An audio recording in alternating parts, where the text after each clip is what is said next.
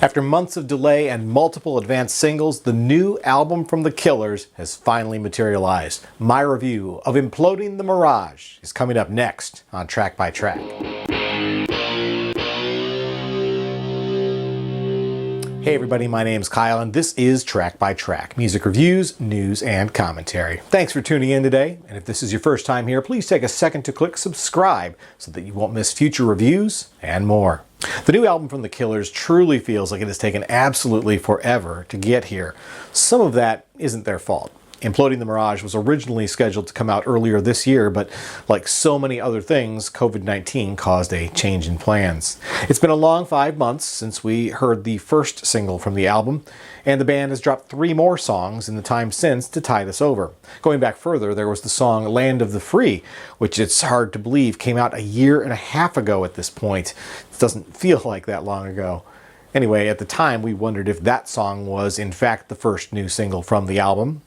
Turns out it wasn't. It's not part of the Mirage, but it was a fair question. I mean, when Beck released the album Colors in 2017, he'd been releasing singles from the album nearly 2 years in advance. In any case, it was actually just a few weeks after Beck released Colors that we last got an album from The Killers. Wonderful Wonderful dropped in October 2017, and when I reviewed it at the time, I described it as the band's weakest album to date. In recent weeks, I've revisited all the Killers albums, and I stand by that assessment. Their last full-length effort was a letdown for me. I really enjoyed their first 4 albums a lot, and Wonderful Wonderful just felt very lacking to me in so many ways. Now, to be honest, I think going into any new album from a place of prior disenchantment is not necessarily a bad thing. Those with lowered expectations are rarely disappointed. Their 2017 album wasn't a train wreck by any means, but the optimist in me really did believe the 2020 album couldn't get worse, if you can call that optimism. But the truth is, I'm rooting for these guys, and based on the singles we've received over the past 5 months, I was starting to think they were truly going to make a comeback. The album opens on a very cinematic note with My Own Soul's Warning, a song that finds the Killers returning to the well of one of the 2 major artists/acts that they often seem to borrow from. In this case, it's U2. The lush synth strings that open the album and the song definitely harken back to Joshua Tree opener Where the Streets Have No Name, a connection that is further reinforced when the echoing guitars start to slide in right before the beat drops. From there, though, the track becomes trademark Killers. I love the soaring anthemic synths that drive the melody on this song. There's a bit of an 80s vibe here that's once again common territory for this band to explore, and I think it works really well here. Ironically, the least interesting part of this song is the rhythm section.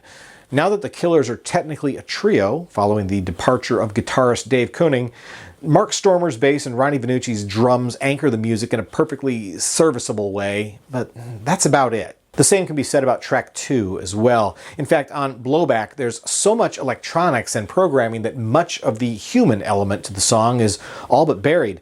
Thank God for the breakdown near the end and the angelic backing vocals that finally bring something semi-organic to the mix. None of this is to say it's a bad song. I mean, lyrically, this is a trademark Killers hard luck story.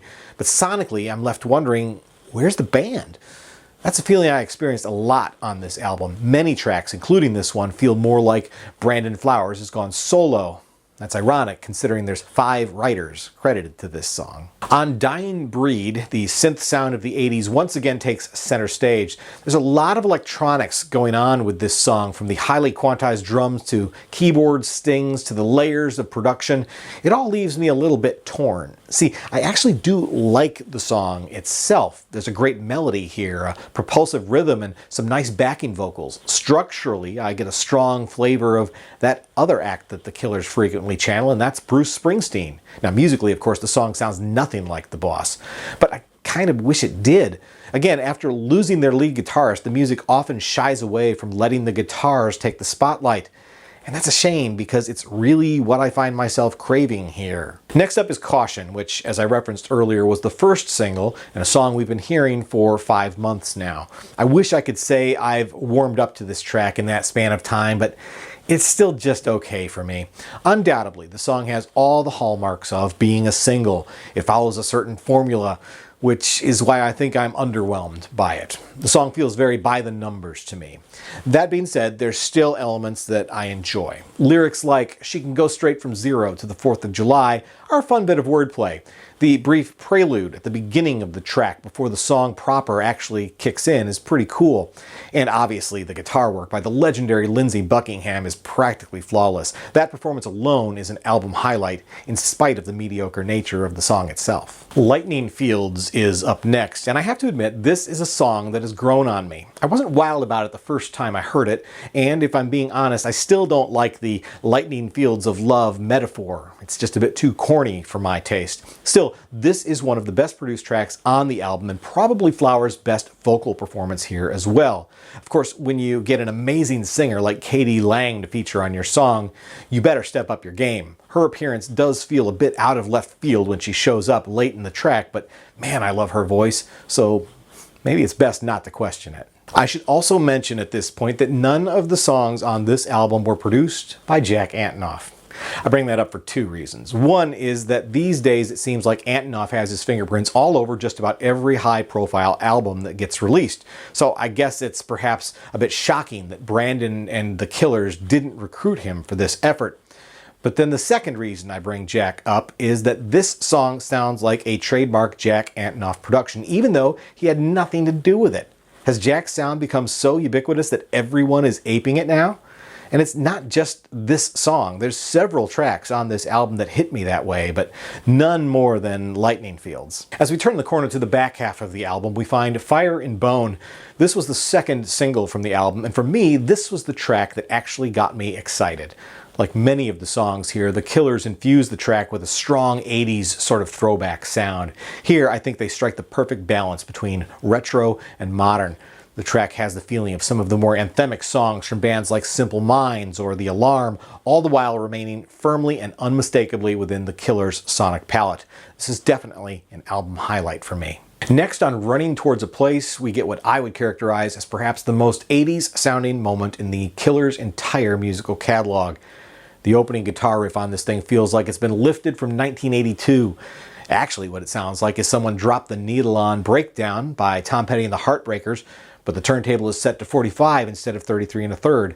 And yes, technically that's a 70s song, not 80s. Still, I actually laughed when I heard it, thinking, man, they are going all in on this one. Ultimately, I don't think the song quite lives up to the material that may have inspired it. A little Greg Kihn band perhaps, or even a touch of Journey, but it still ends up being a solid album track.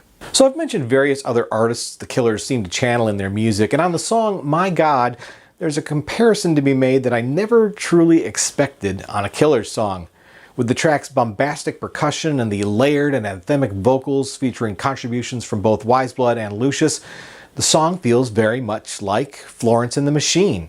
I actually dig it quite a lot, but I think it ends up stumbling a bit on the bridge when it lets the underlying disco beat move to the forefront. For me, it kind of cheapens things a bit. Thankfully, the song recovers from that odd detour and comes to a fairly breathtaking conclusion. As we reach When the Dreams Run Dry at track 9, we get a song that feels very by the numbers to me, very formulaic, similar to Caution earlier on the album.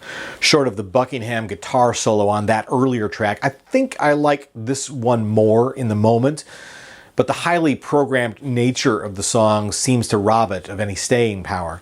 Beyond the vocals, nothing here feels substantial. In spite of the high energy, there's a lack of urgency. So as much as I enjoy the song while I'm listening to it, it also ends up being one of the most forgettable songs on the album. It doesn't have to be, though. There's a passage about a minute into the song when the second verse comes, and we get these interesting tropical sort of flourishes. They play with that sound for about 30 seconds before a very cliche dance beat drops, and from there on out, I pretty much lose interest. All right, we've reached the final song on the album, and I think it's safe to say they've saved the worst for last. Imploding the Mirage is obviously the title song for the album, and honestly, has there ever been a more quote-unquote Killers album title than Imploding the Mirage? When that title was announced, I both rolled my eyes and said, yep, that fits. I never thought they'd actually try to build a whole song around the phrase, though. It comes across as hokey as you'd expect. It's as if the Killers were asked to write the theme song to a TV sitcom called Imploding The Mirage, and instead of just sneaking the show's title into the lyric once, they build the whole chorus around it. On top of that, this is the most Springsteen-esque song on the album. It strongly channels Born to Run, but in a way that is utterly cringeworthy. If you ever wondered what it would sound like if the Killers tried to write a song in the style of Bruce Springsteen, but performed it in the style of the Cars, now you have the answer. It's not good. It's really not good. So, I have to say, I'm a little bit torn on this album. Within the Killers' discography, I think it is definitely an improvement over Wonderful Wonderful in 2017. But I don't want to say it's a return to form for the band, because if anything, it's a whole new form. Musically, this album feels pretty far from, say, Sam's Town or even Battleborn. And as much as Dave Koenig's absence is strongly felt, Mark and Ronnie's presence is barely noticed. They share writing credits on only half the tracks on the album, a pretty shocking shift when you consider they were all over nearly every previous release. And while there's never been much doubt it was Flowers driving the creative direction of the group, his control over this enterprise known as the Killers has never been more strongly exerted as it is here. Which is why for me, this feels more like a Brandon Flowers solo project than a band effort. And if I think about it in that context, I'd call it the best of his 3 solo releases. Commercially, and I'd argue artistically, Flowers has never been a strong performer on his own. And even if we want to think about this Killers album as more of a solo effort, he's still surrounded himself with a bunch of talented people that collectively make his music better. And let's face it, outside of Flowers, non-band member credits far outnumber those from anyone technically in the band. So at this point, I think it's safe to say the Killers is Brandon Flowers. In a lot of ways, that's disappointing. I'll mourn for the loss of the music that could have been if the guys had managed to stick together as a quartet. The combo of Dave and Brandon in particular seemed to be the fuel behind some of the Killers' best songs. But this so-called band is clearly moving in a new direction now. To be honest, I would not be surprised if this was either the last Killers album or the last one to include Mark and Ronnie. And Mark barely appears on this one as it is. Either way, Flowers seems to have sparked at least some new life into this broken machine. So I'm giving Imploding the Mirage by the Killers an X rating of 6 out of 10. It's an album that for me represents both a semi-solid ending and a fresh beginning.